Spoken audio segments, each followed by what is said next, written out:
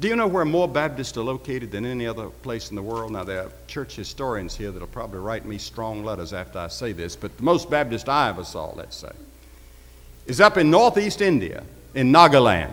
And I went there for their 100th anniversary of Christianity in Nagaland. And the Baptists had cleared off the roads for us. They'd cut down the trees, and they had soldiers behind us with machine guns and soldiers in front with machine guns.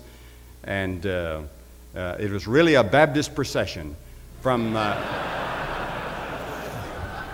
airport to Kohima, which was, I forgot how many miles it was, but they'd had a lot of people killed on that road just in the last few weeks before we got there. And so Kohima is way up in the mountains, and these people, these Naga people, are lovable, wonderful people, but they're a warrior people. And they were in really a war with India. They'd taken on all of India if necessary, but they're a state in India trying to get their independence. And so when we got there, they said that their first service was going to be in the morning at before daylight at 5 in the morning. And they said, Dr. Graham, we're expecting you to teach the Word of God at that time.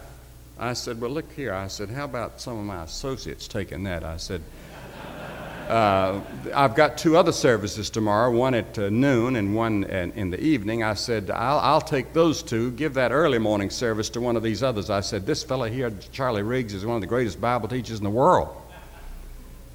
I said, how many do you expect? Oh, they said, we'll have at least 100,000. I said, I'll take that myself.